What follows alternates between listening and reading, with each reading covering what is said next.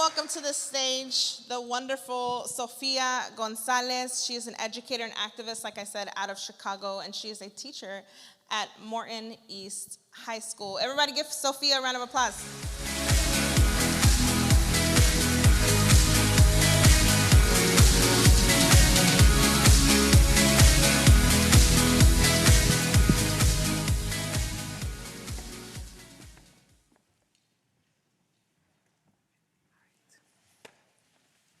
All right, good morning, everyone.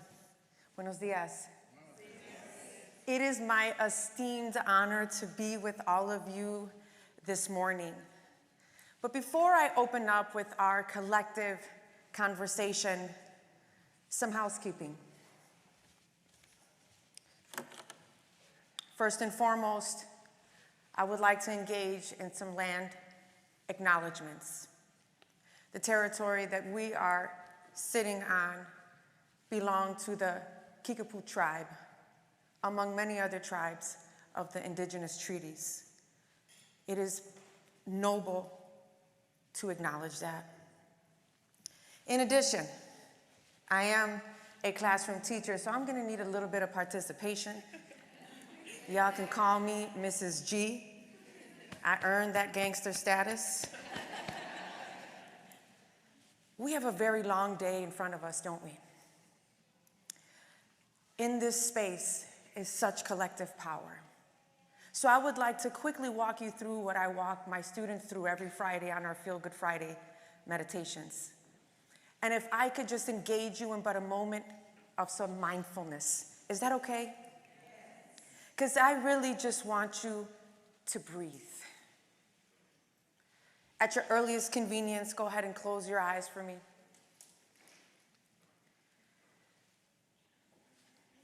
Acknowledge your body, how it's sinking into that chair. If you're standing, acknowledge the soles of your feet that are holding up your entire body. Relax your shoulders. Many of you probably had them hiked up close to your ears. Our body houses a lot of tension. Put your hand to your heart. And let's just take a second and acknowledge that very important organ that is beating life into our bodies. And with me, take a deep breath in. Exhale at the top. Our next breath, we are going to breathe in focus, and we are going to breathe out distraction. Are you with me? Take a deep breath in. We're breathing in focus. Take a deep breath out. Exhale, exhale, exhale that distraction. Eyes closed. Let's just acknowledge the sanctity of this moment and feel the collective power in this space.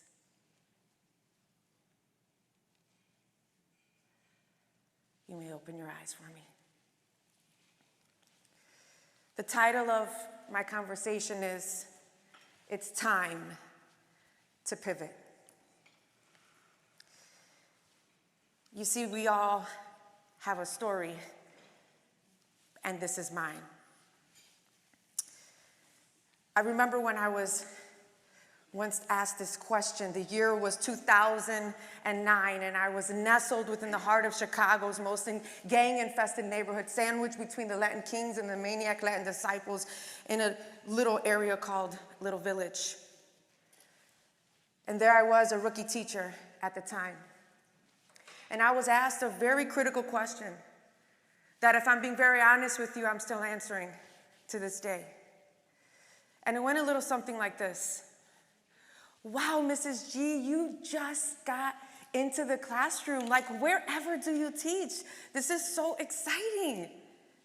Well, I responded, I teach in a second chance charter for kids who have been kicked out or dropped out of the Chicago public school system, and well, their last chance is with me, Mrs. G. What? Gasp filled the air like thick clouds of smoke. You teach them? I mean, honestly, why would you teach them? I mean, do they throw stuff at you? Do they yell at you? Do they swear? Do they even care to learn? Like, why would you take it? And how are you going to do it? And my response resembled a bit of some poetry. Why would I take it? I answered back. Though I understood the concern and the deep stigma burned with working with a bunch of unlovables, I felt a pounding need for justice to defend them.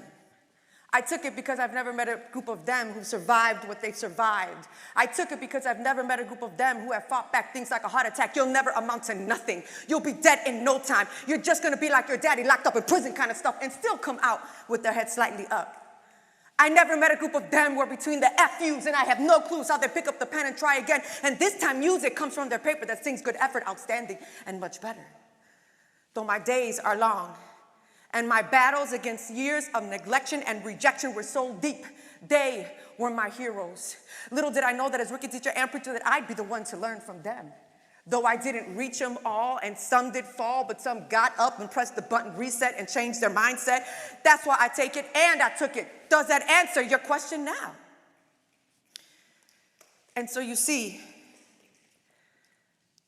we all have a story. Consider that scene. This was my scene. This is the context by which I come to you this morning. You see, urban education for the last 14 years is all that I know.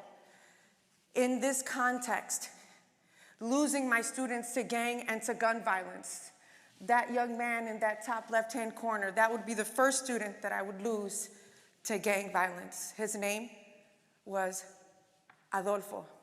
He was at the wrong place at the wrong time. He was at a block party and they shot him in the head. He was dead on arrival. Please excuse the graphic nature of my descriptions, but these are our current realities and still is my current truth. We all have a story, so what is yours this morning? What is the causation that has catapulted you into this life of advocacy work?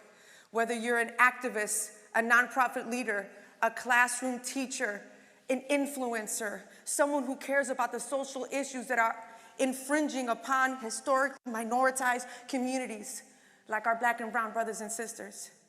This is my story, and I really want you to think about yours moving forward.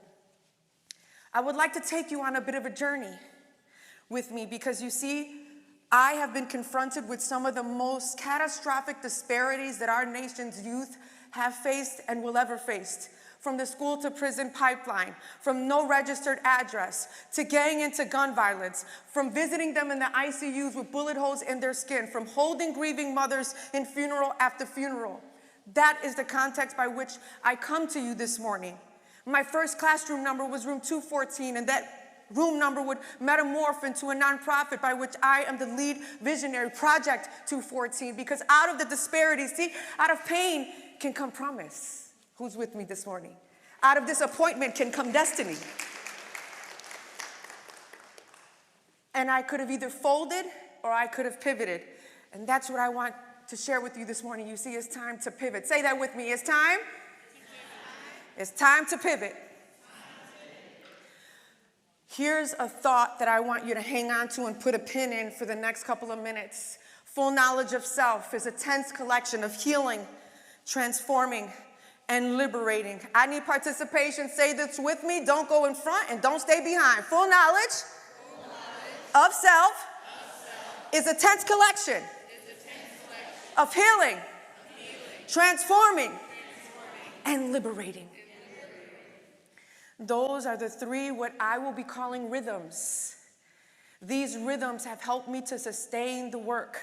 These three rhythms by which I am going to expound upon have helped me not only to survive, but to thrive in this line of work of advocacy, activism, reform, and justice. First rhythm is that rhythm of healing. Somebody say healing. See, I told you Miss G needs a lot of participation. Y'all ain't just gonna sit there and look at me, and I would expect some notes here today, this morning. Thank you. Healing. Wouldn't you love to be in my class to be like, Miss G, you extra. I'm like, I wake up like this. Let's go. Rhythm of healing. Listen, my fellow justice warriors in the fight, in this collective struggle, we have got to pause and heal. We have got to fall into the rhythm of what I will be calling mirror work, where we come in front of a mirror, right? We can't see this, but I'm gonna pull this up. Mirror work is so important. It is like us coming in front of a mirror. Ooh, look at how beautiful everybody looks this morning, including myself. We need to do the mirror work, coming in front of the mirror and really looking at our vulnerabilities in all living color. And we need to be able to say and identify, I am injured in this area. Why don't we admit when we are injured? Why do we not identify in times that it is necessary that we need drink? Why is it that we're constantly giving living waters to those who we serve, but yet we often go without and we are exhausted and dehydrated? I'm admonishing you this morning, in order to sustain this work, first and foremost, our first stop is healing. You deserve to be healed. You deserve to stop and to rest. That is a form and a version of justice. Dr. Bettina Love, if you've never read any of her books, you need to pick it up. She wrote a book called Doing More Than Just Wanting to Survive, Being an Abolitionist Teacher. She said the following: the scars of systemic oppression are so real and traumatic. Sadly, in a way, school is a battlefield. Listen, we cannot normalize teacher trauma. We cannot normalize exhaustion and burnout. We cannot normalize going so far deep into the fight that we're crawling to the next side. We cannot normalize that. What we do need to normalize is rest, revitalization, and healing. Because if you're injured, I'm injured. And in order for us to be a collective, you have to do the individual work. Who's with me? Who am I here for this morning? I feel like I'm here for somebody. And I say this to you in all of my vulnerability as a recipient of vicarious trauma, of secondary trauma, of compassion fatigue and post-traumatic stress disorder. If I did not take the time to heal and access the necessary resources, I would have aborted my destiny. I would have diminished my impact. And I wouldn't be standing in front of you this morning, I'll tell you that much. You have got to heal. You have got to pause. This work is arduous. This work is heavy. This work is overwhelming. You and I are in the trenches. We're like frontline workers. We are face to face with these issues. And so therefore, my first rhythm that I want to admonish you to consider is that of healing. Heal and heal often. What are your best practices? Every morning for the past 16 years, I get up and I meditate and I read a book that feeds me, and then I journal, and then I pause and I do what is called the first 5 breaths before I transition from what I'm reading to what I want to write, and I just breathe. Whew, I just breathe, because the triggers are still there. I don't really like sirens anymore. I react strangely to loud sounds. Don't let my students congregate by the door. That just brings up way too many. Do you understand what I'm saying here this morning? And in order for you to continue the work with your families, with your stakeholders, with your students, with who you want to influence, you have got to heal, because our work indeed is a battlefield. Dr. Sean Jin Wright from the 4 Pivots says the following: when we practice mirror work, an ongoing commitment of self-reflection and truth-telling, we arrive at what? We arrive at what? Activists are also visionaries, and visionaries need a vision. You cannot have a vision if you're just overwhelmed with anxiety. You will lack clarity if your body is wrenched and wreathing in pain. So not only does healing allow us to continue the work, but it breeds clarity. It gives us new vision for solutions, for outcomes, and for movement and traction in the work. And in order for us to advance, we have got to stop and heal. Because if we're going to continue to disrupt the system, come on somebody, I feel like I'm having church up in here. If we're going to continue to address these systemic barriers that would still oppress our people, if we are going to diversify the hell out of the teacher workforce, then you and I need to get it together. Together.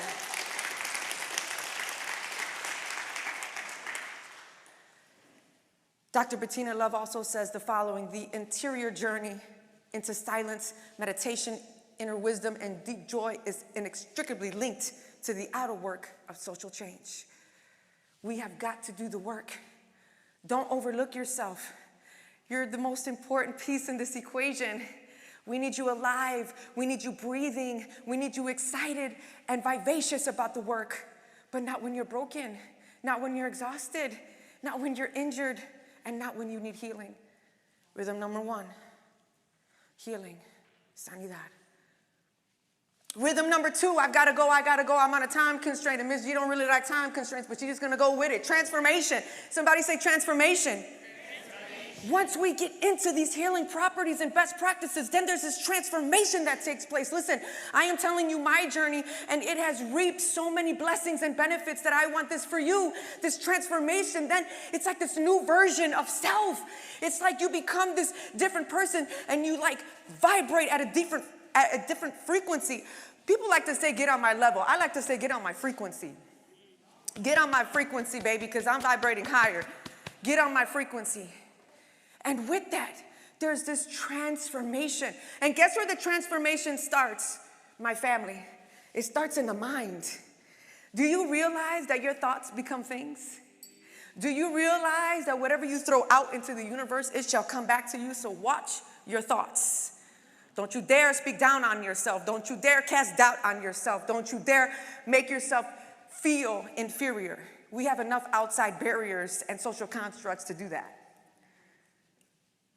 It starts in your mind. Your pensamientos become positions. Your thoughts become things. Case in point, at a particular part in my journey, once that healing was underway, I felt like I needed community. I felt like I needed a network of like-mindeds to join because, as you can see, my version of crazy is like on another capacity.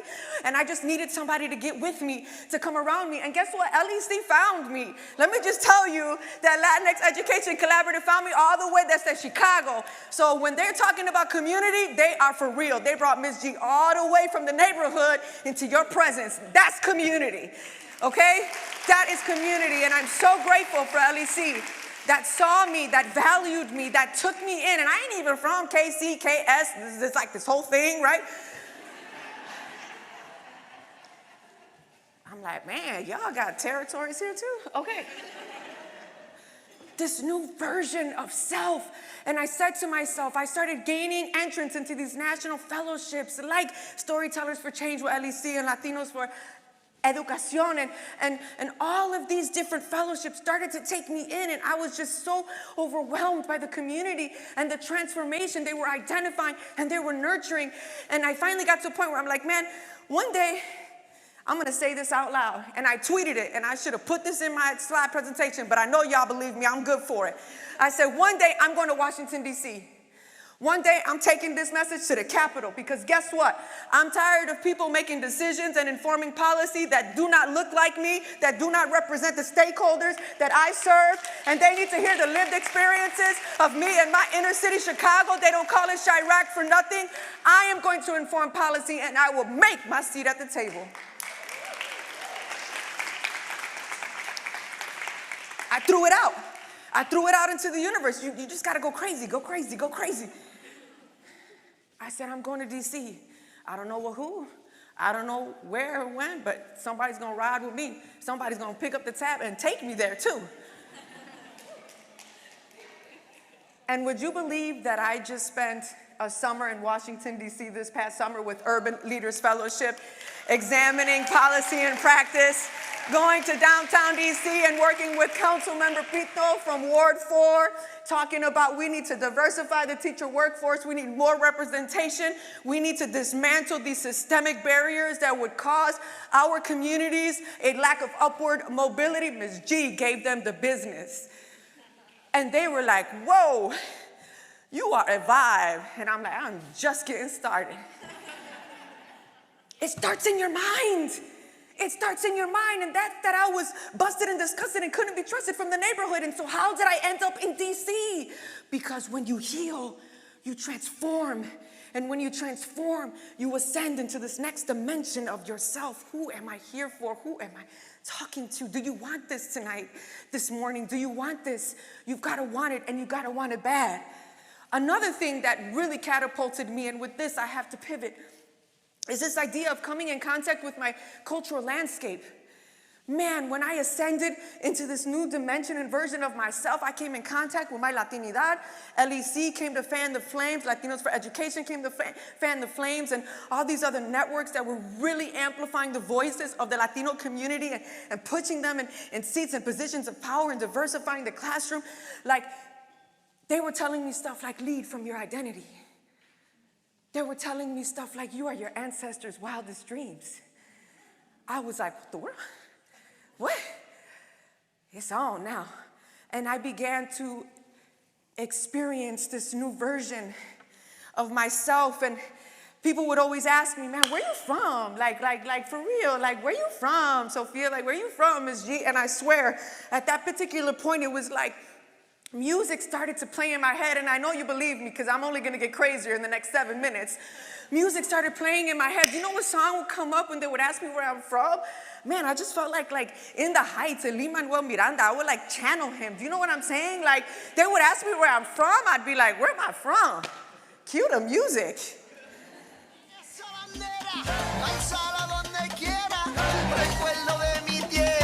Me acuerdo de mi tierra, esa bonita bandera contiene mi alma entera, y cuando yo me muera, enterrame en mi tierra.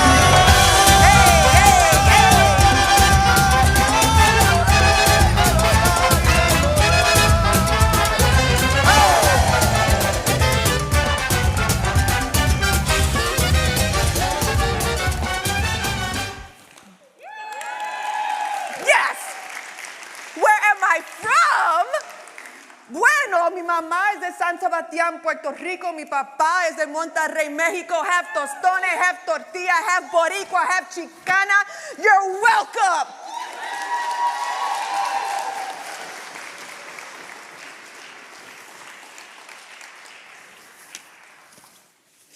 I would not have been able to accomplish that, right? Accessing my power. Listen. The way your mouths are still open, we were not meant to acquiesce in any space. We were not meant to shrink in any space.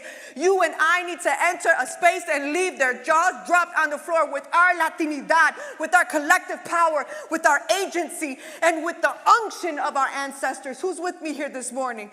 Who is with me here this morning? Tenemos que seguir adelante. Es nuestro tiempo. Touch somebody and say, it's our time. It's our time. It's our time. Do we not know that the Latino population is the fastest growing population in the United States? So if you invest in us, you are investing in the prosperity of our democracy. We are worth the investment. Woo.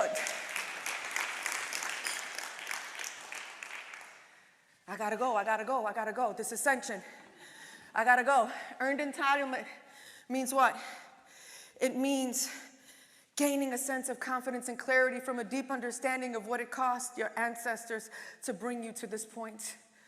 It has costed our ancestors way too much. It has costed former generations of their struggle, of their fight for resilience, justice, and equity for us to stop now. But I'm telling you, you gotta fall into syncopation. You gotta fall into rhythm with healing and with transformation. Last pillar, last rhythm that I want to share. See, we went from mirror work, right? That's the healing. Then we went from to cloud work. That's the ascension, that's the liberation. Now, baby, I'm taking you to the ground. Somebody say, I'm on the ground. I'm on the ground. This is where the groundwork is, and this is where I feel and argue that this is where we provoke and ignite collective action. See, there is something powerful about being liberated. There is something powerful about engaging in these best practices, so much so that you are free to ebb and flow in your purpose and in your destiny. Not individually, but collectively. And I kind of feel like liberation draws attraction. Liberation draws attraction. I want to demonstrate this, and then I gotta go. I need one volunteer. Come on up, I don't bite. Unless you're racist, then I'm gonna bite you, okay? Unless you're racist. Come on up, beautiful. I appreciate you. Tell me your name. Wendy? Yes. Wendy with her beautiful dress. Look at her, ain't she cute? So I like to think of once we're at this level of liberation of thought, liberation in our healing, this transformative power, accessing our ancestors and really going into a new frequency. It's like we begin to draw one another. It's almost like a magnet. So we've got these two wands here. Go ahead and touch the end of mine. And then we pull apart. And guess what happens? Wendy, turn around and reach out. It expands our reach. It expands our reach. And so now Wendy's able to reach that particular group of people. I'm able to reach this particular group of people. So this liberation, it draws attraction. And guess what it does? It extends our reach for collective agency, collective action. Teamwork makes the dream work. Do you know what I'm saying? Thank you, Wendy. You can put that down. Thank you so much. Let's give my volunteer a hand. Kind of functions as a sword to knock some stuff out. I end with this. We need to go from hell to healing. We need to go from trauma to transformation. We need to pivot from loss to liberation. Say to yourself, it's time to pivot. It's time to pivot. Come on, I'm not playing with you. It's time to pivot. Come on, it's time to pivot. It's time to pivot. It's time to pivot. These breakout sessions are going to allow you that opportunity to pivot, and I'm so excited for you. I'm so moved by the great Dolores Huerta, who was my recent speaker in the spotlight with my students. My students didn't even know that she was Cesar Chavez's Ride to Die and counterpart. I'm like, we need to elevate our girl Dolores. She was part, si se puede. That's her line. At any rate, the great social justice change in our country have happened when people what? Came together, organized, and took direct action. There's power in our collective genius. There's power in our collective agency, but you can't be injured on me, and you can't be operating in a frequency that's below your dimension. I end with this. I wrote a poem recently for the State of Education Summit where the U.S. Secretary of Education, Miguel Cardona, opened up with his opening remarks, and I wrote this out of a fellowship experience that I had with Latinos for Education, and it's called A Letter to Us. Carta para nosotros, from my heart to yours. Take a listen.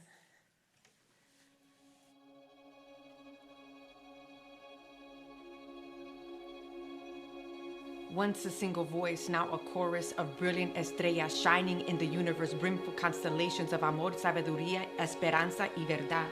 I have learned not to apologize for my passion stemmed from my lived experiences of trauma and long-suffering. There is poder increíble in our Latinx identity, hues of colors designed with complexities that will service the brown faces and spaces that embody nuestra comunidad. The intersection of contemplative mindfulness, the vitality of linguistic literacy that traces back our history shall hold us, elevate us to dimensions of advocacy yet unseen. To feel the warmth of our Latinidad cascade from the backdrop of our stories, from the works of our hands to the rooms of our hearts.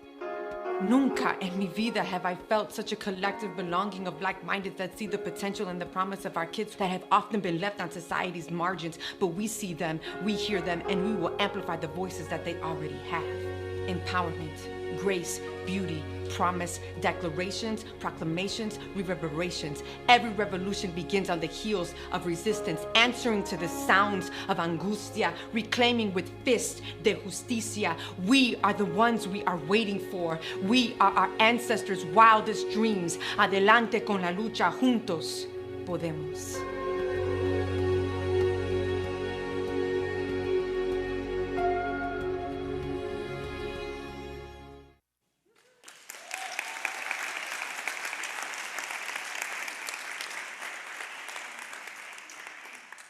In closing, full knowledge of self is a tense collection of healing, transforming, and liberating. And I welcome you all into your own journey. In solidarity, adelante. Thank you so much. Lanzada donde quiera, recuerdo de mi tierra, me acuerdo de mi tierra, esa bonita bandera contiene mi alma entera, y cuando yo me muera, entéjame en mi tierra.